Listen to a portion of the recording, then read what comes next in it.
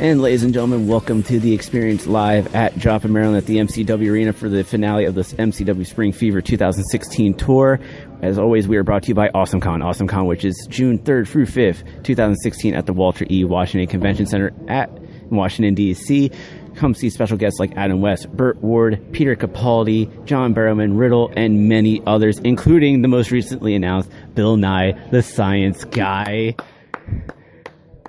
For more information and to purchase tickets, go to awesome-con.com. And as you could tell, clapping already, you know what that means. MCW General Manager Phil Stamper is joining me. As always, Phil, how you doing? I am doing well. You have no idea the nerd that's inside of me a little bit. So like Peter Capaldi, like you had me at Peter Capaldi, then you have John Barrowman, now you have Bill Nye the Science Guy, like Kevin Smith, like I love it. And I think there's more surprises from what I'm kind of gleaming at. Yeah, I can't talk about it. I know. There's one thing I was told on Monday, and I cannot talk about it until near the end of May for AwesomeCon. Yeah. So, and this was actually more for me what I will be doing at AwesomeCon. So I can't talk about it till the end of May. Mm-hmm. But of course we're here for MCW Spring Fever Tour finale featuring Shawn Michaels, Sean Waltman, and Billy Gunn. But we had a show before this which was not covered, which was on the 9th at Galena, Maryland. Which, Phil, let's just go over this real fast. Absolutely. Starting off the show, we had the Punk Rock All-Stars defeating Guns for Hire, who seemed distracted because they were without Kevin Eck. You're absolutely right. Kevin Eck, when we were in Frederick, well, let's just say he went too far. He decided to put his hands on me. So as a result, he was suspended for 30 days. So he wasn't there in Galena for either Guns for Hire or the MCW Tag Team Champions, the X-Garage. So the Punk Rock All-Stars were able to capitalize on the sort of distraction of the lack of distraction. Yep. And then, of course, following that up, you had Drolix defeating Jeremiah via submission. Now, this marks the second loss for Jeremiah under the tutelage of Andy Vineberg. What does this do for Jeremiah and Andy Vineberg in this respect? Honestly, it sort of scares me because what kind of tutelage is Andy Vineberg providing? Jeremiah is still a young, up-and-coming superstar. At the same time, I can only imagine that he's going to become that much more dangerous now that he has suffered yet another loss back-to-back. But it was against Drolix. Drolix is a tremendously accomplished athlete, and I see Drolix rising steadily in the MCW rankings. So it's not like, it was a fluke that he lost. And then, of course, you had the Hellcats versus Dante Caballero and Swaggy J. Of course, the Hellcats would go on to defeat those two gentlemen. Tune-up match for tonight, or for when they finally get their shot at Fed Up. I think you're seeing a little bit more of more aggressive Hellcats. I think, though, at the same time, though they're tuning themselves up, like you said, I think they're also distracted. Their eyes are not necessarily on the prize because Fed Up is in the back of their mind. And do you think a match with Fed Up will finally, hopefully, give them closure on this? Well, that's the dangerous thing about this. Do you think a match between Fed Up and the Hellcats is just going to be a match? I think it's going to be a war. It's going to be absolutely destructive. And then this is where actually you get some chaos going on at the show. And we should note, you weren't at the show. Your assistant, Olivia Stone, was actually running the show for you. And this is where a little bit of chaos started, because you had Rayo against J.P. Callahan, Colonel Callahan, and Rayo defeated him by submission, but there was some shenanigans from Ivy Woods and Bo Nakota, which then led to Bo Nakota defeating Bruiser via pinfall. Even though she banned Callahan and Ivy Woods from ringside, they still were able to come out and help Nakota. And I need to make something a little clear. Miss Stone is the assistant to the general manager, not the assistant general manager. So I think some people ran roughshod over her decision-making abilities because she didn't necessarily have some of the authority that didn't allow Ivy to stay in the back. Exactly. And then, of course, as we mentioned earlier, the minus Kevin Eck, the X-Traj were able to retain over Black Wall Street's Napalm Bomb and Solo. However, after the match, they hit Napalm and Solo hit a Chapter 7 twice on a security guard. Let's go a little bit further into that. There was a outcome to that. I mean, you're absolutely right. I know what it's like to get frustrated inside of the ring, especially when you lose, and especially when you lose because of the involvement of other people who might not necessarily have been in the match, or by cheating from the partners that were in the match. I know it gets behind your mind, and you just can't get rid of it. I know it gets frustrating, but you can't just dive into a place of chaos. You can't. I mean, we are an organization, and absolutely our security, they're there to help protect everybody. Well, instead, our security guy got wrecked by Black Wall Street. So, unfortunately, they're going to be suspended for tonight. They're not going to be in action. All right. And the suspension is 30 days for that suspension on Napalm and Solo. Yes. 30-day suspension. Yes. And that was effective, I believe, April 10th. Yes. All right. And then, of course, you had Renee Michelle retaining over Ivy Woods, the MCW Women's Championship. What does that do for Renee, and what was it like for Ivy Woods to have her debut match in that scenario? For Renee, I think it just continues to showcase what kind of champion she is. She's willing to put her title on the line against anybody, against all comers. And Ivy Woods, being an up-and-coming star here at MCW, an up-and-coming in-ring talent, I think this was an opportunity for her to learn in the moment. I don't think she might have accepted that lesson at that time frame. I'm sure she's more frustrated about some other things. And then, of course, another title match, King Ryan McBride would retain the MCW Heavyweight Championship over Chuck Lennox. So two, I would say, crushing defeats for Black Wall Street in championship matches, yet Drawlix was able to draw the win. How would you consider, with Lennox losing to King Ryan McBride, Black Wall Street's night overall in that respect? It was not a great night for Black Wall Street. I think their anger got the best of them. I think they got a little unfocused. At the same time, as I say that, though, I think they're sending a definite message to the King's Court. They're not going to back down. They're not going to let certain things stand, and that's a very dangerous thing for King Ryan McBride. All right. And then, of course, your main event was X-Pac with Brandon Scott and Phoenix Fury versus the Dixon Line. Of course, X-Pac, Brandon Scott, and Phoenix Fury would go on to defeat them. For Brandon Scott, he's getting to work with X-Pac, who he'll be working with again tonight, which we'll actually be talking about. Speaking of the devil, he's walking right by us right now. Are you talking good things? We're talking all good things. We're talking about your match in Galena. Oh, are you talking about when I'm getting my number one contender? But Brandon actually.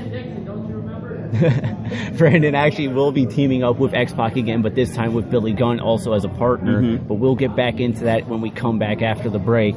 What does that do for Brandon Scott and Phoenix Fury for this? And what does this also mean for the Dixon Line? Because this now is a recurring theme for the Dixon Line. They have been losing quite a bit lately now. Well, you might not have heard that very clearly on the mic as Brandon Scott was sort of walking away from us. He's frustrated right now. He's trying to better his position at MCW. He is a former MCW Rage Television champion. He has victories over Ken Dixon, who is the current MCW Rage Television champion. So he's frustrated about where he's at. At the same time, he's had an excellent opportunity with great matches. He's had tremendous defeats over very accomplished opponents, and now he's going right into some of our main events here at MCW. So I think he's frustrated that he's not seeing some of the return on that, but he is a tremendous superstar that I have seen a lot of very personal growth out of in the last year, and that I'm excited to see what happens next for him. So, and I think tonight we're going to see a culmination again of that.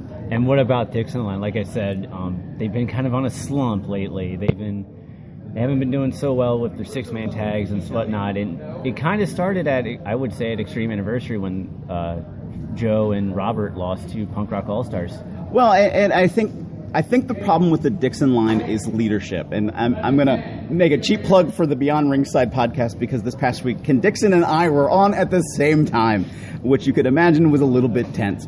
And Ken Dixon talked about he sees himself as the leader of the Dixon Line security, but yet he also defers leadership to Ryan McBride as a member of the King's Court, and that's awkward. And then you're kind of the servant of two masters, and really, what direction do you go? Ryan McBride, of course, is focused on his own matches. Ken Dixon, again, a tremendous superstar. He is the MCW Rage Television champion. He's focused on what he's doing to better himself. So are the Dixon Lines the ones sort of cut out of all of this, and are they more and more unfocused? All right. And with that, we are actually going to go to break. When we come back, we are actually going to preview today's card and then also talk about Shawn Michaels being here at the show for the tailgate party and also a major announcement that was made yesterday afternoon.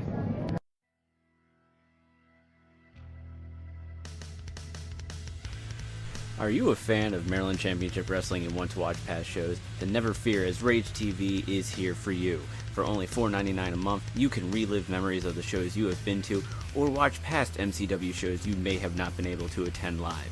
For more information and to sign up today for Rage TV, go to mcwragetv.com.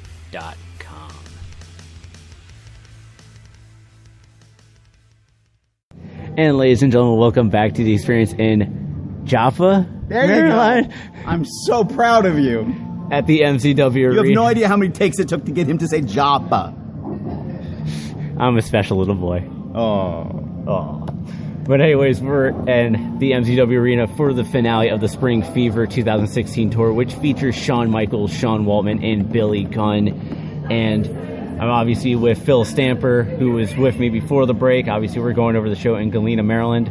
And looking at this card tonight, you know, we have a very stacked card going into this show, and actually we have a special start time of 6 p.m.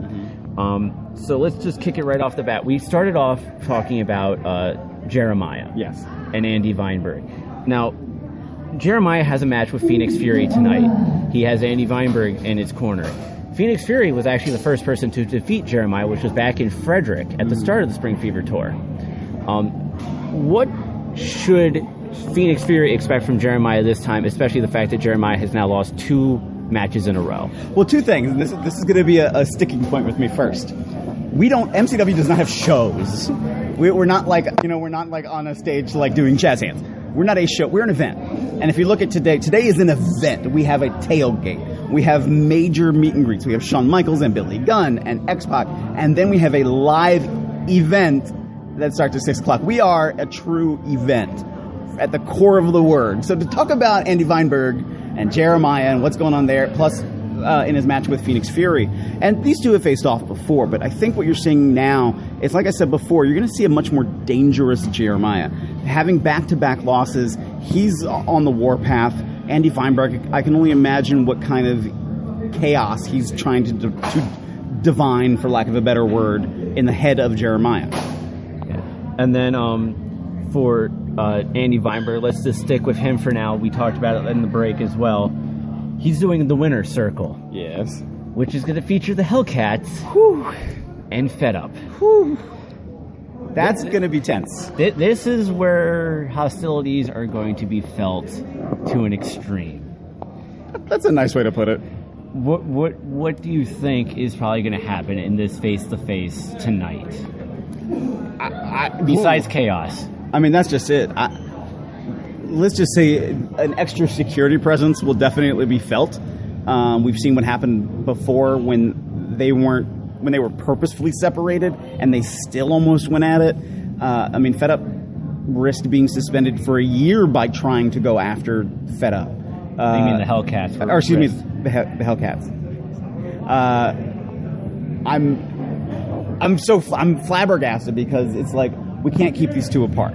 We suspended Fed Up based on their actions. They finally met with myself and the rest of MCW management in order to clarify what is expected from them and certainly things that they should not be doing. This is a risky maneuver, but hey, what's life without a little bit of risk? Yeah, and it's very interesting. I'm still trying to get a hold of either Chris or George to see if I can get their comments on this. They haven't. You want their comments? I mean, let's face it. I might get beat off with there's that. Seek that too, but it's good to hear. Without a crowd, maybe hear their comments and hear their side of things. Maybe in a more calmer situation, I would assume. Calm is not the first word that comes to mind when I think of Chris and George. So, I'm not.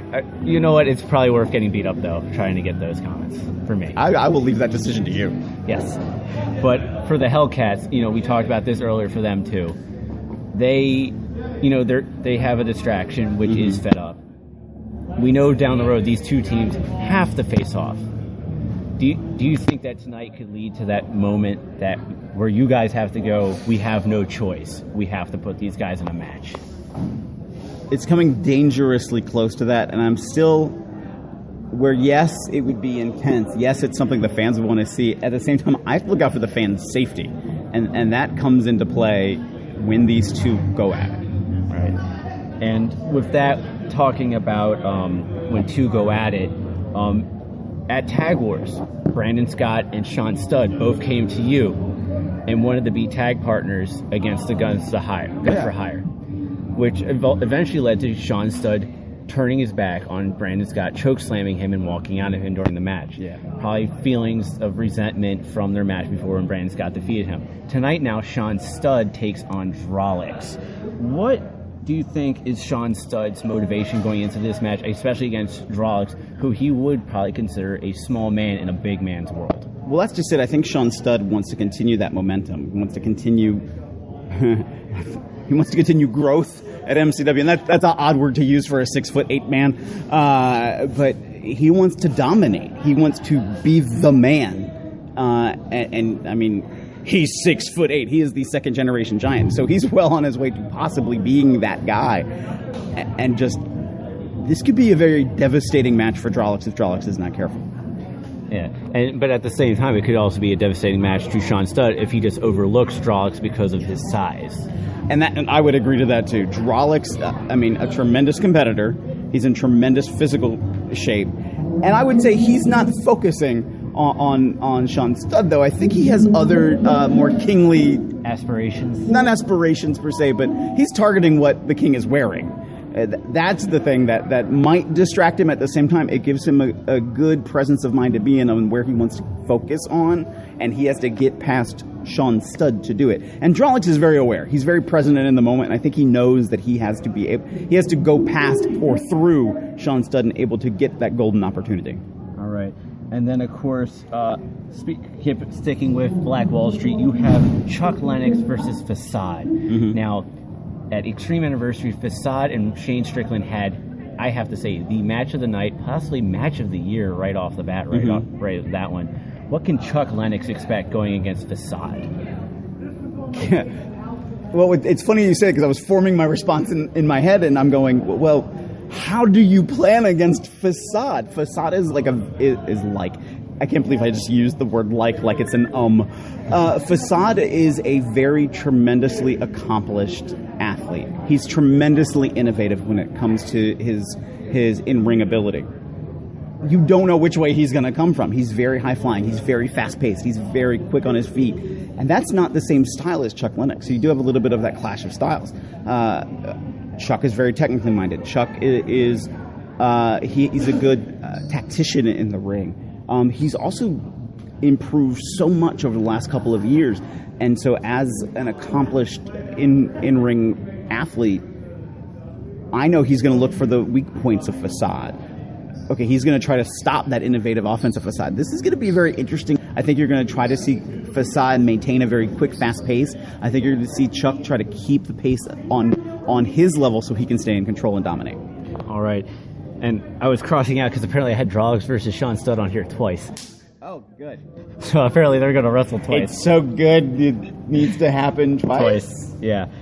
But then, of course, now we get into championship matches. Mm-hmm. We have MCW Women's Championship on the line. Renee Michelle defends against the person that she defeated for it, Kimberly.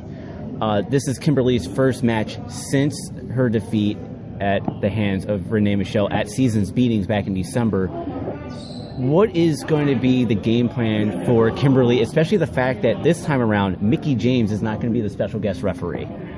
Well, I mean, hopefully, I would like to think that things are going to be on a very even keel, that this will be a one-on-one encounter, be a tremendous women's match. At the same time, everybody from the King's Court is here. Are they going to be with Kimberly at ringside? That could be the tipping point for all of this. Renee Michelle is an international athlete. She went to Japan. And She went to India recently. She missed Frederick because she was in India, right? I was forgetting. I was blending countries. She missed Hollywood because she was in India. Oh, I'm sorry, she missed Hollywood. She wrestled Brittany Blake. You're at, absolutely right. Frederick. Sorry. Well, that's just it. She keeps a schedule that's so intense. I'm forgetting where she goes. And that's just it. She carries that MCW Women's Championship with her wherever she goes. So she is continuing to have a tremendous legacy across the world of professional wrestling, as is Kimber Lee. If I really take a step back and look at what Kimber Lee's been able to do and accomplish inside of wrestling, this is going to be an awesome match. I just hope the King's Court can stay out of it. And then, of course, you're going to have... that was the match I forgot to put down. Bruiser and Rayo versus the Appalachian Outlaws. And speaking about chaos from the last show, where Olivia had some difficulties with the Appalachian Outlaws, tonight now it's your turn to deal with those those guys as they go against Bruce. Those people? What are you trying to say? Those wow. I love my Appalachian brethren. At the same time, the Appalachian Outlaws are dangerous. And it isn't just Bo Nakota. It isn't just Oakley Woods. You're dealing with Ivy and JP Callahan. That, again, it's a numbers game. And we saw in Galena how that numbers game can impact and influence the outcome of a match that involves the Appalachian Outlaws. I think Appalachian Outlaws are very hungry. They were most recently #1 contenders for the Tag Team Championship. They are no longer. So here you have them wanting to step back up in the rankings. You have Bruiser and Rayo. I'm going to call a spade. And very unexpected pairing. When it first happened, I was like, it's cool. We're going to put these two are going to be in a match together. And it's like, wait a minute. Everybody likes these two guys in a match together. And the momentum that they've been able to establish, they could be the next #1 contenders as well. And I think the Appalachian Outlaws know that. Or at least JP Callahan knows that, because he's the one sort of in the mind behind the muscle, if you will. I think he knows where he's trying to steer that Appalachian Outlaws to, and they have to get past Bruiser and Rayo to maintain their place in the rankings. All right. And then, speaking of tag team ranks, MCW Tag Team Championship, no DQ, no countout.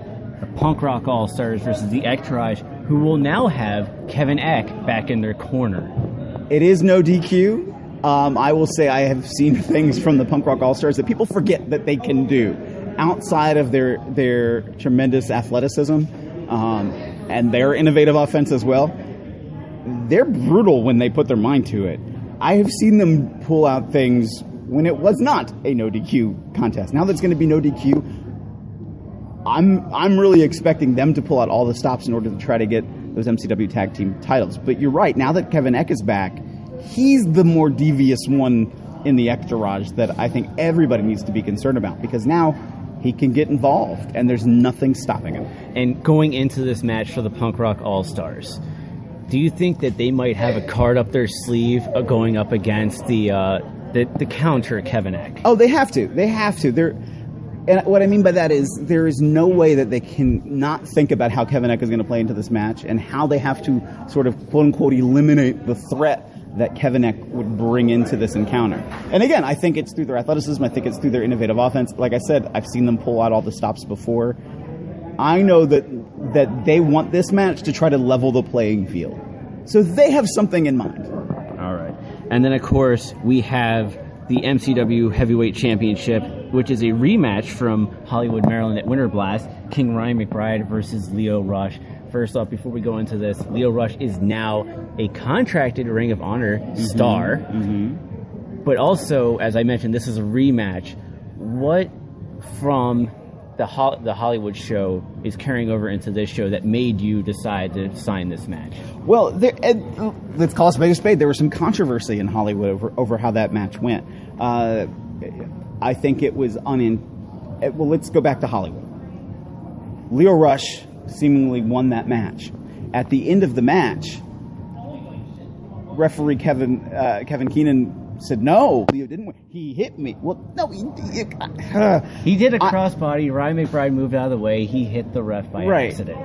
I have made a standing rule because I hate when I watch a wrestling event and it's like every match is overturned, every match is done because quote unquote the authority wants things designed to go a certain way. That frustrates me. So I've made the decision I'm not going to counterman an in-ring official. I'm not going to go against what the referee decides. that's frustrating for me because I could see what happened. So it was a tremendous match that they had in Hollywood. A, so let's redo it. I mean, just on the sake of the match alone. But B, Lio Rush was screwed. He deserves another opportunity. And you're right. He won the Ring of Honor Top Prospect Tournament. He is now in a very good position in Ring of Honor. And not just Ring of Honor, he's now an internationally known talent. And it should be noted that at WrestleCon, he wrestled on the ROH card against Jay Lethal for the ROH World title. And that just speaks volumes to what the world of wrestling is looking at when they look at Lio Rush, what they're expecting from him. And it's no different here. Lio Rush is our guy. Like, let's also step for, if you were just listening to this podcast, have never talked about MCW before, I need to explain, this is where Lio Rush is from. This is his home. And he has worked through the rankings here at MCW in order to position himself for this opportunity. So it isn't like, oh, look, Lio Rush, top star, we're going to put him in randomly. No, he has worked for it. He has earned it. And there's been animosity from the King's Court, maybe a little jealousy, especially from the Dixon line, I think, toward Lio Rush and some of his accomplishments. So where I'm really looking forward to this match because I think it is going to be a tremendous match. Same kind of thing, like I've said before, it's a numbers game. And if the King's Court gets involved, it could be a numbers game that will not work in the favor of Lio Rush. Especially if maybe the Entourage and the Guns for Hire get involved as well, because we have seen in the past that those two factions have been working together. That's very true, and that there's some dealings that make me cringe. When I mean, we're talking about backstage dealings that nobody knows what's going on, and it's like, what do you mean Guns for Hire? What? So this relationship that the King's Court has with Kevin Eck and the deviousness that he can bring, I mean, I worry a little bit for the safety of Lio Rush. But I know he's a tremendous athlete. If it's him and Ryan McBride one-on-one with a solid referee who can keep order, Ryan McBride may not walk out of here with a title. And, keeping up with Dixon Line, talking about them, our main event tonight will be Brandon Scott with X-Pac and Billy Gunn versus the Dixon Line security of Ken Dixon, Joe Keys, and Robert Locke. This is the first. Obviously, Brandon and X-Pac worked together at the last show. Now they're working together again this show. And now they're instead of Phoenix Fury, it's Billy Gunn as a partner, which Billy and X-Pac have a history together from being in DX together. Mm-hmm. What do you see coming in this match? There is so much tension. And, of course, Ken Dixon is the current MCW Rage Television champion. He beat Billy Gunn. Well, let's go back. He beat Brandon Scott first for that title. He lost the title to Billy Gunn. He then beat Billy Gunn to get the title back. So you're talking about all these sort of rivalries contained inside this one match. And that's just it. I mentioned this when I just talked about Lio Rush. We're not just bringing in guys for the sake of bringing guys. We're bringing in guys who have a connection to MCW. Billy Gunn was the just past MCW Rage Television champion. He held a title here at MCW that Ken Dixon beat him for. There's a history now, but also between Ken Dixon and X-Pac. In two different times, Ken Dixon has lost to matches that involved X-Pac.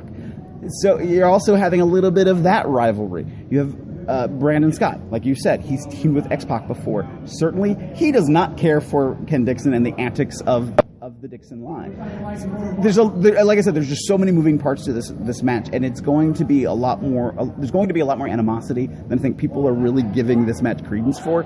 This may turn into a fight more than it is going to be a wrestling match.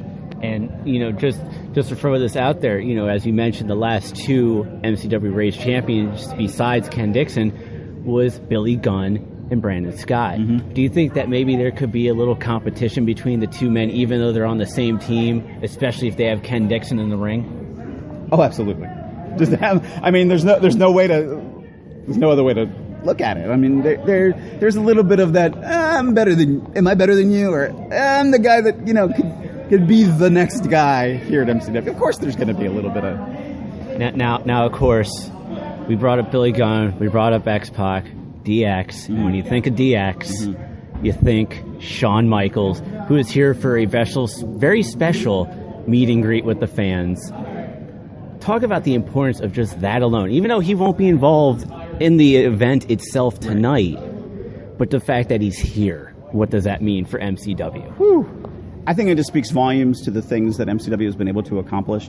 I mean, since I have been here, I won't even go in the past history. Since I have been a part of MCW since November, we've had now Shawn Michaels, Billy Gunn, and X-Pac. We've had Booker T. We've had Tommy Dreamer. We're talking about Sting and Lex Luger coming in July. What? Scott Hall and Kevin Nash are going to be with us in June. The war with GFW. Yes. All of this is just showing the tremendous awareness that the wrestling community has for MCW and the appreciation from talents that we have brought in, legendary talents that have brought in. Jim Ross, who talks about us regularly on the Jim Ross Report. Like that, again, we're not like going, hey, buddy, talk more about us. He's reflecting on his own experience with us. And to touch on that, I obviously read the dirt sheets. You read the dirt sheets online as well. Mm-hmm. The dirt sheets are picking up on MCW more and more now as well. And Taz mentioned MCW on his podcast recently as well, too. So the awareness is definitely getting out there. Taz is a hero to me. I friggin' love Taz. I'm looking forward to the moment where Taz is able to also join us here at MCW. Not saying that's coming. I'm just saying. Taz, he wants you to come to MCW. I want you to come to MCW. Let's make it happen. What will it take to make it happen, Taz? But I mean, Ric Flair. Ric Flair. JJ Dillon, Tully Blanchard. We've had Jim Ross here. We've had Jerry the King Lawler here. And in action, Jerry the King Lawler was here. So, I mean, the amount of legends that are also turning their attention to us. And if legends and people who are currently actively involved with WWE are taking a look at us, we know that there's a bigger presence. Yes, they are. And that was Bruiser. Bruiser, who had the opportunity to team with Jerry the King Lawler. Now, not just for the first time. This was happened a couple of times. Rayo teamed with him. They both teamed with him at Tag Wars. Right. Mick Foley got involved. Mick Foley loves Rayo. Like, randomly, we didn't expect that to happen. Like, Mick Foley is like, Rayo's my new favorite superstar in the world of wrestling. It's all about the soccer ball. It's all about the soccer ball. That soccer ball works wonders. Yes. And actually, I'm before we go back to Sean real quick, I actually want to touch base on Rayo. When I first saw Rayo and the soccer ball, I actually did have worries about the soccer gimmick, especially being here in the Baltimore area. Your big team is the Baltimore Ravens, so you have a huge NFL crowd. Right. But Rayo has really made that gimmick work, and it's really gone very well for him. Well, and there's, I don't think there's a rivalry in the United States between soccer and football, or football and American football. There's not that kind of rivalry. I think if anything, it expands the consciousness about what other sports are in the area. And Rayo's just expressing his love for the sport of soccer, but he's in this ring. He's doing things here at MCW, and he's also making a name for himself. And he's wrestling up and down the East Coast. He's made a lot of long trips. He's gone to Canada. So he's putting himself out there, too, so he can continue to grow as a superstar as well. And then, we got to get back to Shawn. Shawn Michaels' first time here at MCW. Obviously, he's just doing meet and greets, so just photo op and autograph signing. Just that alone, for a fan experience, what does that mean? Whew. I think it exposes MCW to a lot more eyes, a lot more faces.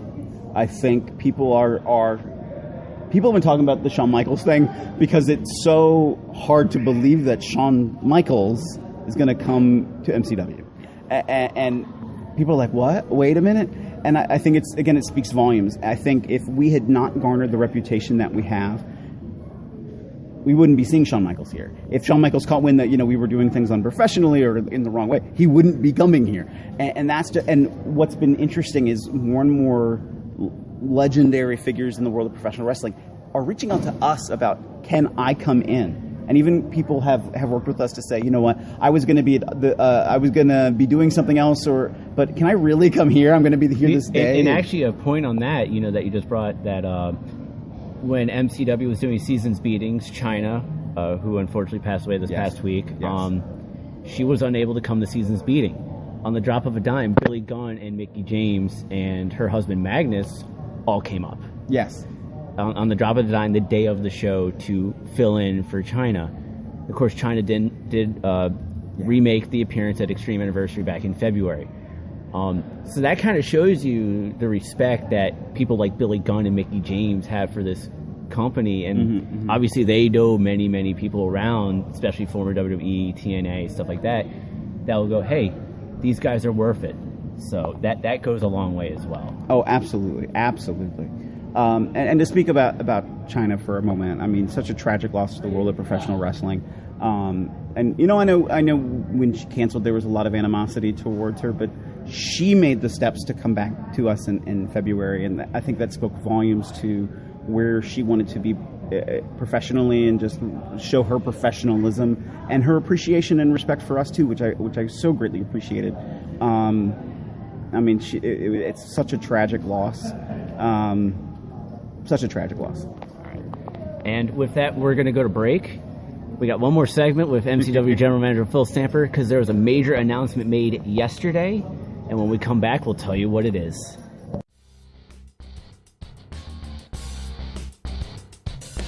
Ladies and gentlemen, that next big convention's right around the corner, which is AwesomeCon. AwesomeCon, which is June 3rd through 5th, 2016, at the Walter E. Washington Convention Center in Washington, D.C. Come see special guests like Adam West, Burt Ward, Marina Baccarin, and many others. For more information, please visit awesome-con.com today.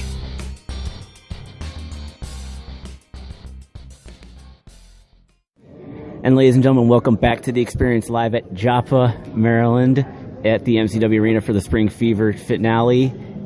And tonight, obviously, we have Shawn Michaels, Sean Waltman, and Billy Gunn. But of course, as we mentioned as we were going to the break, there was a major announcement made on the MCW website, and that is MCW will be changing from Maryland Championship Wrestling to MCW Pro Wrestling, effective on June 18th. Now, Phil, we were talking about earlier.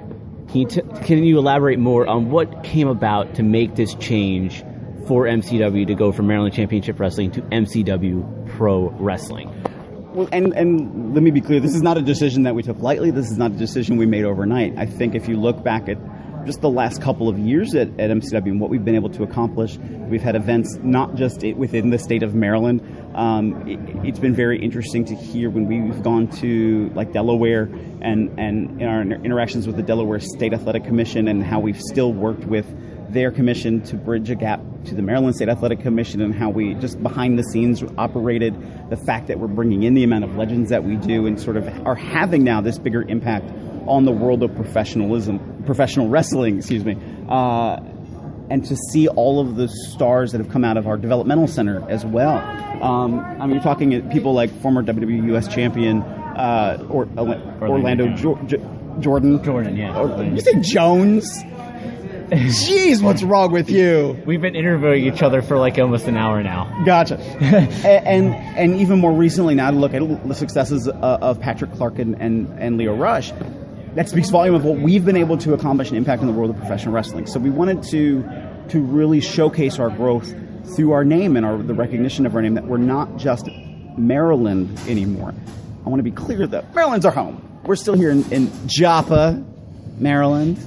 Joppa, Maryland. Let me say it again. Joppa, Maryland. As Danny Mays just dancing around. As he does. That's what he does behind the scenes all the time, every day. Which, by the way, real quick, I was at the Here's to the Night 90s prom in Fillmore and Silver Spring last week. Okay. Freaking amazing show. The girl actually danced with me. Yay! I'm so glad you fulfilled your live stream. So happy. For those who don't know me personally, I have horrible luck with women, so that was a good thing. I give Danny Mays 100% credit for that. Okay. We're going back to MCW Pro Wrestling. But I think what we needed to signify is that, again, we're more than just Maryland. But like I said, Maryland's our home. We have been known as MCW, as Maryland Championship Wrestling, for so long. So MCW is part of our identity, and we didn't want to lose that. So we're keeping MCW in the name. But similar to what I would say other organizations have gone through in their time, as they've tried to quote-unquote shortcut, and we wanted to make sure that MCW Pro Wrestling, that Pro Wrestling was in the name. That is what we do. We're not trying to move away from wrestling. We're expanding it. We're expanding on our own identity. So we're keeping MCW. It's part of the recognition of who we are, and expanding that to the broader base of professional wrestling. So MCW Pro Wrestling will be our new name. All right.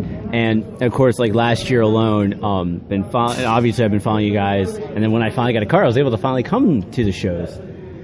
Last year you were in Delaware. You're also in Pennsylvania. So this really helps out with expansion. Now it's not like, well, why is Maryland Championship Wrestling in Pennsylvania? Why is Maryland Championship Wrestling in Delaware? It actually makes it more wide open, right, in the terms of that, and that is really great. So, Phil, we've been chatting for a very long time. Yes, we have. I bet you the fans are probably going like, or the listeners are going like, man, will they actually talk to somebody else besides Phil? So what? You don't like me? You should appreciate this moment of to speak with somebody directly involved in the leadership of a major organization. So, Phil, Phil, it's been great as always, my friend. And of course, the next time you and I will see each other will be May 13th for Collision Course featuring GFW versus MCW. So, Phil, until next time, I'll talk to you again, my friend. Sounds good.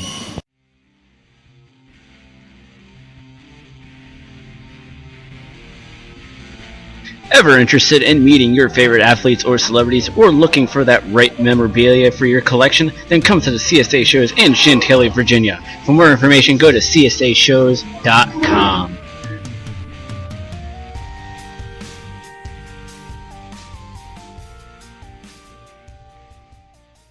And ladies and gentlemen, welcome back to the Xperience with the coverage of MCW Spring Fever 2016 tour finale at the MCW Arena in Joplin, Maryland. And we start off with the action now, starting with the first match, which is Bruiser and Rayo.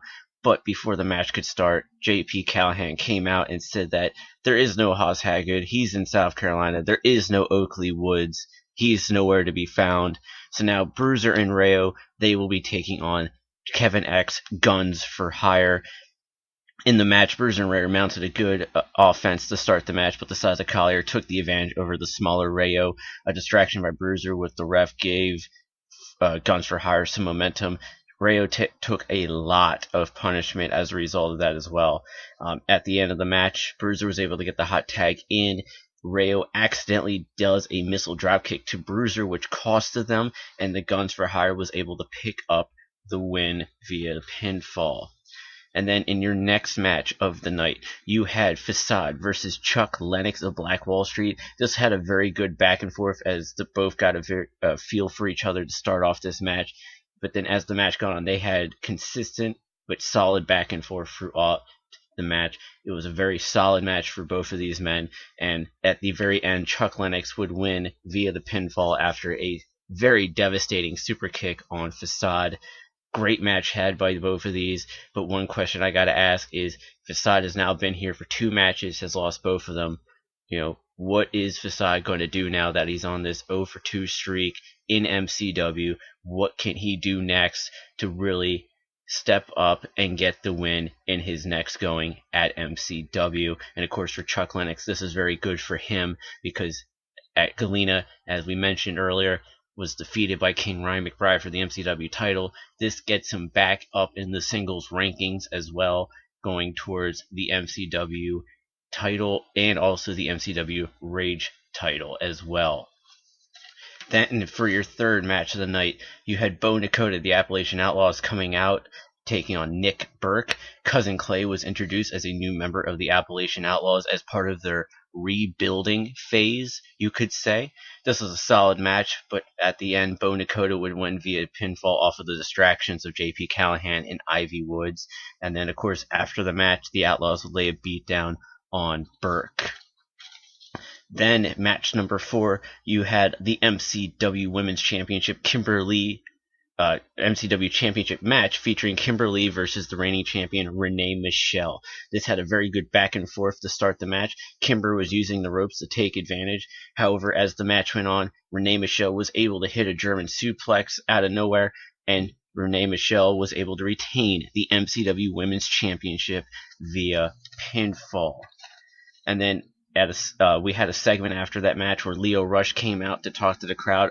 He wanted to thank the fans for their support. Always, his number one goal is to always want to make everyone proud of him for what he wants to do in the ring, as for what he'd like to accomplish. And one of the things he always wanted to do was always run to wrestle for Evolve, which he was able to do. And of course, Evolve 60 will be coming to the MCW Arena on May 6th. And of course, Leo Rush will be on that card for Evolve 60. So of course, buy your tickets for that. You can go see Leo Rush wrestle for Evolve at the MCW Arena, which he calls his home. So Evolve 60, May 6th. if you can go to it and support Lio Rush. And then, of course, you had your 5th match of the night, which was for the MCW Tag Team Championship in a no DQ, no countout match. It was the Entourage with Kevin Eck versus the Punk Rock All-Stars with Brittany Blake. Before the match could even start, a brawl broke out. They go up to the ramp and continue to fight. Drake brings out a ladder, which unfortunately was used more against him than what he wanted. But that was a little bit later on. Punk Rock All-Stars took it to Dirty Money in the ring for a while Eric Chappell was recovering out at ringside. And however, as I mentioned, Drake comes out with a ladder. However, the ladder gets used against him, and the Entourage was able to take Drake out on the ramp, which required Drake to seek attention and was taken to the back. As a result, the Entourage would then take advantage of Sean Cannon. Sean refused to stay down, and not soon later, Drake would return with a 2x4, which got a great pop from the crowd. Everyone started doing the Hacksaw Jim Duggan, USA, and Hose. It was great. Kevin Eck brought out Guns for Hire. However, Bruiser and Rayo made the save. And then, of course, Brittany Eck with the Enziguri, which was just the most insane Enziguri I've seen done at MCW on Kevin Eck to take him out of the equation. And ladies and gentlemen, we have new tag team champions. The Punk Rock All-Stars won via pinfall to take the titles off of the Entourage. And with that, I actually was able to talk to the Punk Rock All-Stars after the show. Here's my interview with them, and then after that, we'll go to a short break, and when we come back, we'll have more of the MCW matches and cards of the night. Ladies and gentlemen, we are now joined by the new MCW Tag Team Champions, the Punk Rock All-Stars, which, might I add, I am very, very happy to be seeing these guys hold the titles because I've been waiting to see you guys get this far. From the day I first saw you back in October in Frederick, I saw a good tag team, and you're now a great tag team with the gold on your shoulders or around your waist, depending on where you guys want to wear it when you come out to the ring. How does it feel, Drake? Well, I need new pants with bigger belt loops now. Otherwise, I just have to carry it over my shoulder because I feel like a farce with it around my waist with like no pants that it fits. But other than that, it's freaking awesome, especially what it represents for us, like the validation for everything we've been working on. And Sean, take over. I know you're hungry. Yeah, it was a long road. I mean, when we started this, we weren't really supposed to be anything. We weren't supposed to get any of this. We were supposed to just kind of be food for some young kids that, got a pretty big rub. Talking about food. But injuries happen, fights happen, politics get played. But at the end of the day, we stuck to what brought us to this dance, and that's getting over on our talent and our abilities. So tonight was, I feel, well deserved. And one thing that you guys were able to do tonight, you brought in Brittany Blake to neutralize Kevin Eck. What was the impact that you felt that she brought to you guys? Well, she did just that. She neutralized Kevin Eck. So, nice insecurity. Yeah. Even the odds, we didn't even think about the Guns for Hire. Yeah. They started coming out. Thank God for Bruiser and Rayo. Never thought we'd say that. No, but we might not if they get contendership. But we saw all that happen, and then boom, she was right where she needed to be exactly at the right time. So I'm thankful that she was here. We've been trying to bring her in for a while now. She just fits our mold. And I definitely agree with that, especially after seeing her wrestle at Frederick, seeing what she's done in CZW. She definitely does fit the mold of what the Punk Rock All-Stars represents. So, final thoughts real quick. What can we expect from you guys as now the reigning, defending MCW Tag Team Champions? I want to raise the bar in the tag division. I mean, I feel like we've raised the bar with our performances every time we've gone out there. So now I want to do the same for the tag titles. Sean? I mean, simply put, who haven't we had a chance to beat yet? There's hundreds of teams out there. Line them up. I don't care who. I'm just looking for a fight. And with that, gentlemen, thank you. Congratulations once again on becoming the new MCW Tag Team Champions. And go get yourself some food, gentlemen. Thank you, man.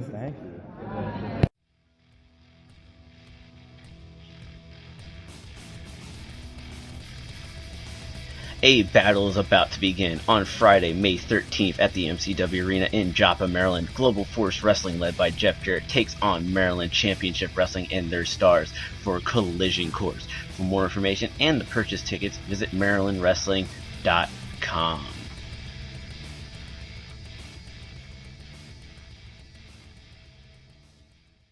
And ladies and gentlemen, welcome back to the Xperience's coverage of MCW Spring Fever Tour 2016 finale at the MCW Arena. Getting right back into the action. Match number 6 was Sean Studd versus Drolix.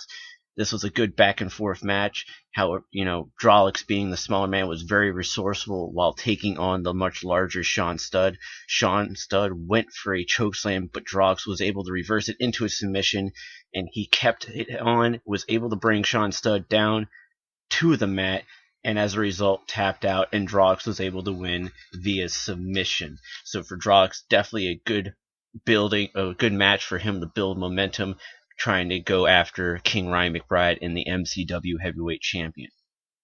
Then we had a segment which was the winner's circle with Andy Vineberg. He comes out to the crowd and he starts insulting HBK, saying, well, I'll let you hear what he has to say because I had Andy Vineberg on, but a little bit later. However, before he was going to bring out his guest, Phil Stamper comes out with Olivia Stone to lay down the law, and made it known right then and there that if the Hellcats and Fed Up touched each other, they would be fired. Not suspended, but fired. So as he gives the floor back to Andy Vineberg, he brings out Fed Up, he brings out the Hellcats. A stare down happens, which Phil Stamper and Olivia Stone try to step in to keep both sides away. Chris Swan took the mic and rips the fans in the locker room, especially for the tailgate party that was going on today. They made fun of the fact that guys were pampering and doing the dunk tank and letting the fans dunk them into the tank. And then, of course, Steve says they are here for the hard workers, not for kissing ass and being brown nosers. As a result, Swan gets hot on the mic. Jimmy and Steve try to get words in, but Chris keeps running them down. Swan then goes, you know what? On behalf of the Hellcats, I apologize. And then he hits Olivia Stone with the microphone. And as a result, Phil Stamper fired Fed Up. And security runs into the ring. They pull Fed Up to the two corners of the ring. They have Chris Swan in handcuffs.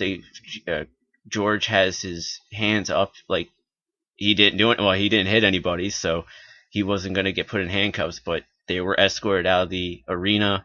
Obviously, like I just said, Chris Swan was in handcuffs for his actions towards Olivia Stone. So, as a result, Fed Up is no more in MCW. Will we ever get to have that opportunity to see the Hellcats versus Fed Up? I don't know. That will have to be up to Phil Stamper and the MCW brass, but that was very shocking. It was very heated, and just like at Tag Wars, when Fed Up had the opportunity to say why they did to the Hellcats at Extreme Anniversary, it got very extreme, it got very heated, and you could feel the hostility in the air. Even people in the crowd were getting kind of nervous when that went down. But of course, with Andy Vineberg already out the ring with his protege Jeremiah, the next match was Jeremiah versus Phoenix Fury. Jeremiah was able to take advantage after some interference from Andy Vineberg. Fury would mount a comeback, however, Andy Vineberg would spray deodorant into Fury's eyes, and as a result, Jeremiah would win the match via pinfall.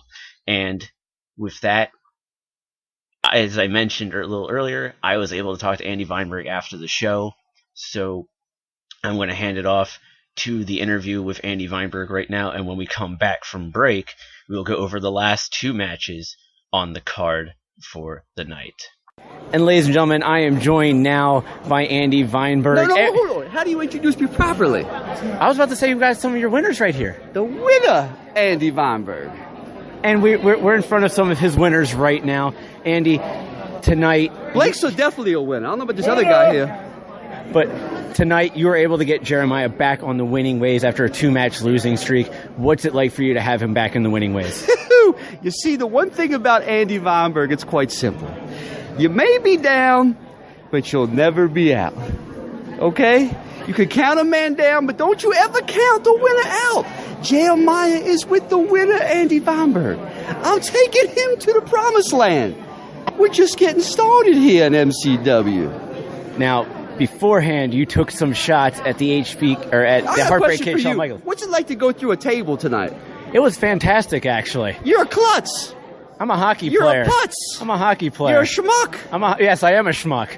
But anyways, you took some shots at Heartbreak Kid Shawn Michaels tonight, who was here for a special meet and greet for the fans.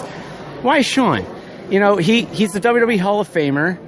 He came here for the fans. Shawn Michaels broke a lot of people's hearts when he put Marty Jannetty through the barbershop. Shawn Michaels is a bad person.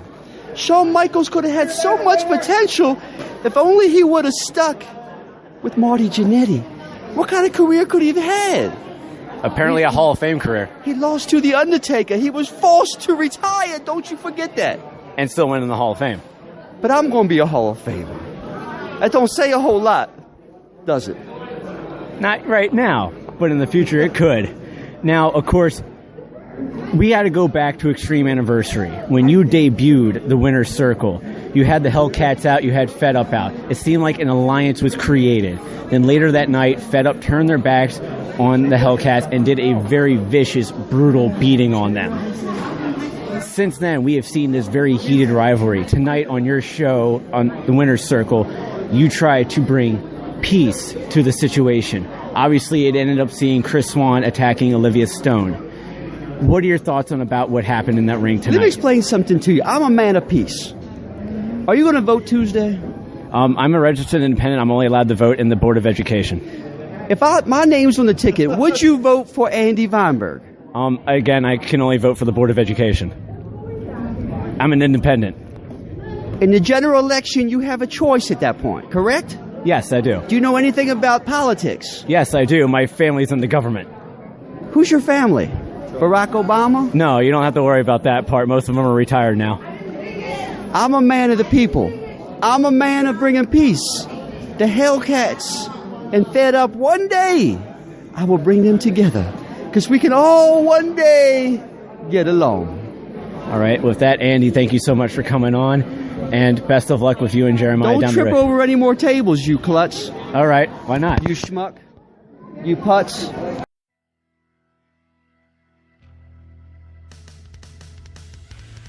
Are you a fan of Maryland Championship Wrestling and want to watch past shows? Then never fear, as Rage TV is here for you. For only $4.99 a month, you can relive memories of the shows you have been to or watch past MCW shows you may have not been able to attend live. For more information and to sign up today for Rage TV, go to mcwragetv.com.